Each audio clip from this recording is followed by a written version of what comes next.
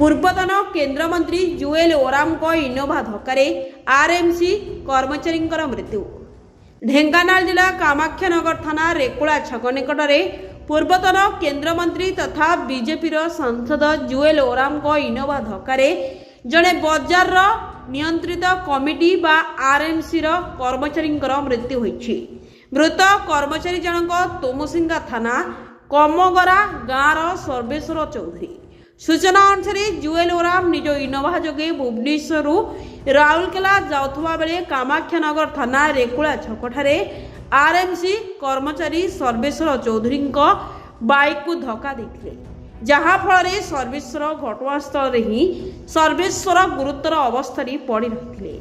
ଏହା ଦେଖି ଜୁଏଲ ନିଜ ଗାଡ଼ିରେ ସର୍ବେଶ୍ୱରଙ୍କୁ ତୁରନ୍ତ କାମାକ୍ଷାନଗର ମେଡିକାଲରେ ଭର୍ତ୍ତି କରିଥିଲେ। ମାତ୍ର ସେଠାରେ ଡାକ୍ତର ସର୍ବେଶ୍ୱରଙ୍କୁ ମୃତ ଘୋଷଣା କରିଛନ୍ତି।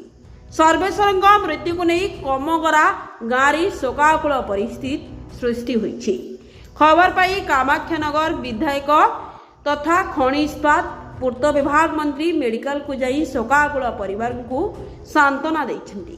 କାମାକ୍ଷାନଗର ଏସଡିପିଓ ପ୍ରଭାତ କୁମାର ତ୍ରିପାଠୀ, ଥାନା ଅଧିକାରୀ ଶରତ କୁମାର ମହାଳିକ ଗାଡ଼ିର ଡ୍ରାଇଭରଙ୍କୁ ଥାନାକୁ ଆଣିବା ସହ ଇନୋଭା ଗାଡ଼ିଟି ଜବତ କରି ଥାନାକୁ ଆଣିଛନ୍ତି। ଘଟଣା ପରେ ପୂର୍ବତନ କେନ୍ଦ୍ରମନ୍ତ୍ରୀ ତଥା ସୁନ୍ଦରଗଡ଼ର ସାଂସଦ ଜୁଏଲ ଓରାମ ଡାକବଙ୍ଗଳାରେ କିଛି ସମୟ ବିଶ୍ରାମ ନେବା ପରେ ଅନ୍ୟ ଏକ ଗାଡ଼ିରେ ରାଉରକେଲା ଫେରି ଯାଇଛନ୍ତି। ଢେଙ୍କାନାଳରୁ ଅକ୍ଷୟ କୁମାର ନନ୍ଦଙ୍କ ସ୍ୱତନ୍ତ୍ର ରିପୋର୍ଟ, ଢେଙ୍କାନାଳ ନ୍ୟୁଜ୍।